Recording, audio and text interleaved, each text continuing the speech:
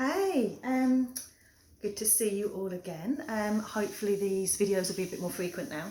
And I hope nobody minds that they've morphed from me being sort of in a studio with a desk and everything to just sat on my sofa. Oh, and can I introduce, this is Leia. I'm going to try and block her out because she's too cute, she won't concentrate. Her brother Luke's over there, but you can't see him. So, this is a request following on from the substance dualism one. About interactionism and epiphenomenalism. So hopefully this one shouldn't be too long. I'll try not to waffle too much.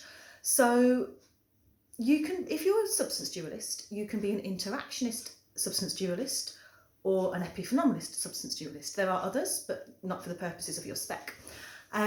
Equally for property dualism, you can be either interactionist or epiphenomenalist.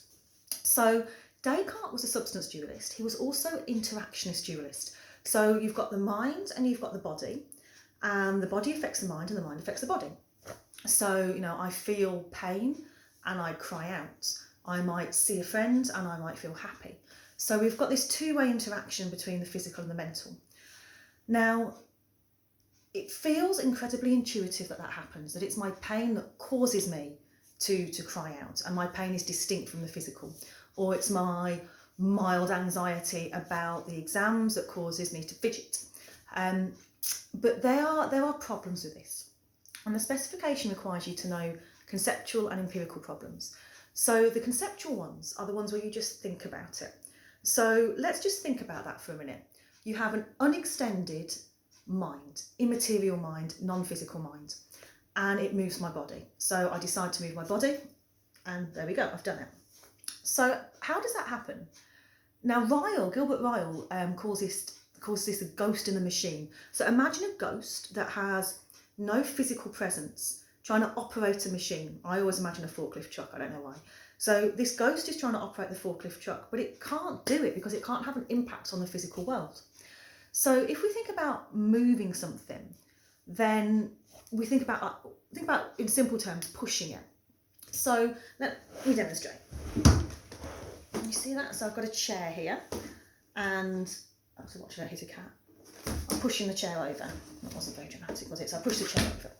Now I exerted that force, a physical force from a particular location, extended in time and space.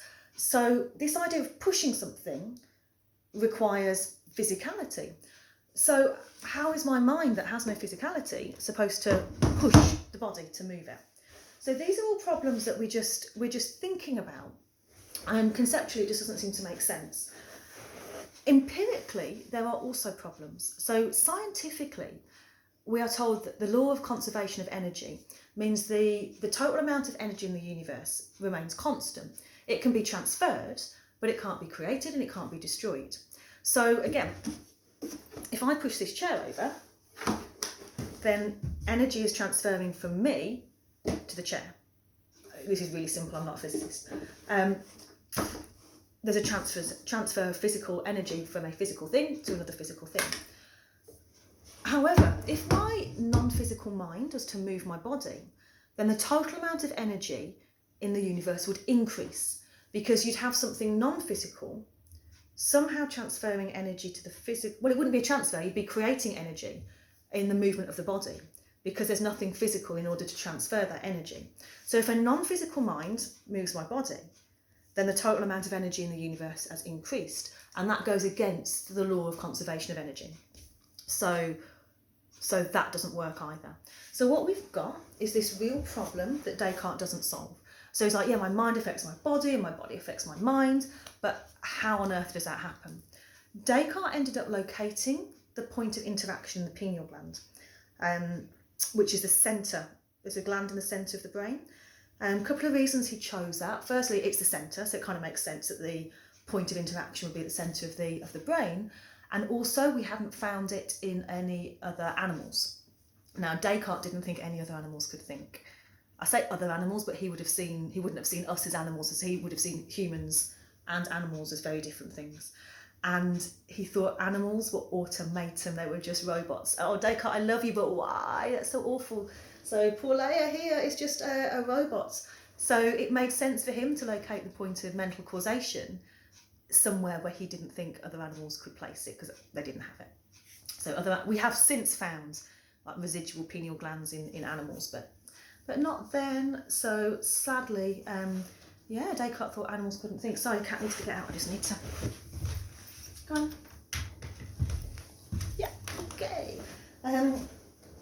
So he never solves that problem. Now there were other philosophers who tried to keep dualism without direct mental causation. So, for example, you've got things like occasionalism, where God intervenes to bring the mental and physical together. You've got parallelism, where mental and physical run along totally distinct tracks, if you like, but completely in sync.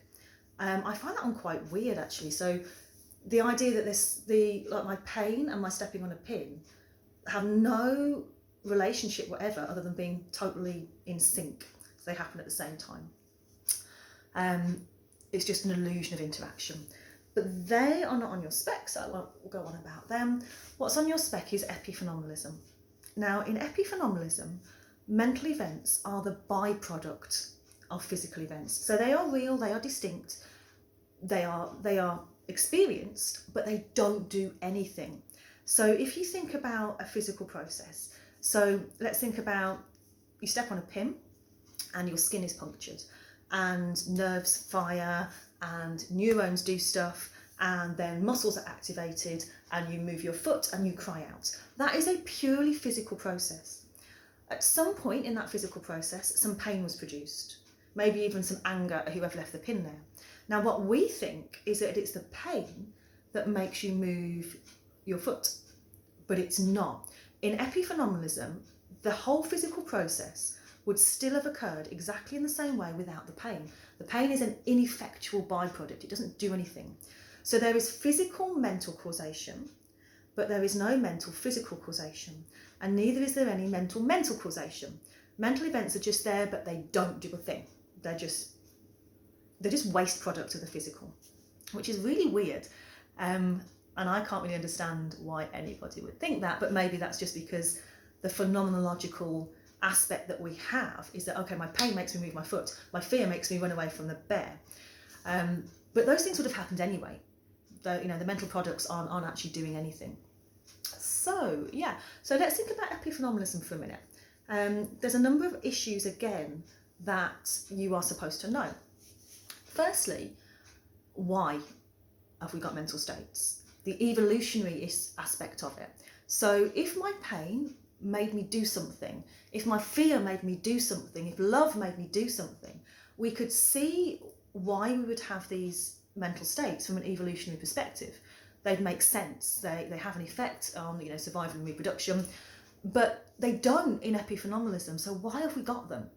So the whole physical process would have happened without them. So it just seems like a bit of a waste to even bother. So that's very strange. Now there are arguments that you can have, you evolve something useful at the same time as something not useful. So for example, I can't remember which one of the textbooks this is in, but polar bears have evolved coats that are thick. So they're very, very warm, useful, very, very heavy, not useful.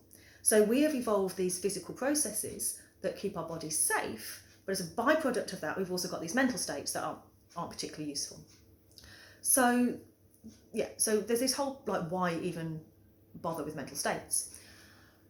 Another issue is how we can know our own mental states. How can we be an authority on how we feel and our experiences?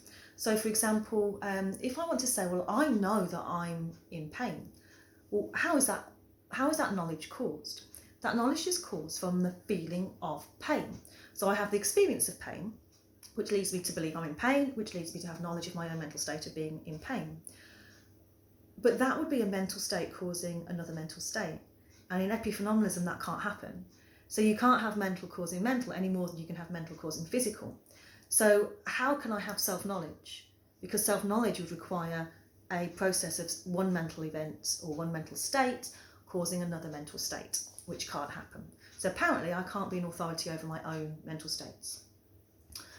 Finally, we've just got the phenomenological aspect, the way it feels. Now, the way this is worded in the spec is really complicated, but try and just break it down. The way I feel about the world, the way I feel about my experiences, is that I have both mental physical causation, so psychological physical, and psychological causation. So it just feels so intuitive that it's my pain that makes me move my foot, that it's my fear that makes me run away from the bear, that it's this thought that causes the next thought. But none of this is true in epiphenomenalism. It's an illusion, which goes directly against the phenomenological encounters we have with the world. So this leaves us with a problem. If you're going to be a dualist, you can be an interactionist, but there's no real explanation for how the mental affects the physical. You can just bite the bullet and say it just does, and we just don't get it yet. That's what Descartes would have done, and he was experimenting with ideas in terms of like how gravity can affect the physical, but he didn't answer it.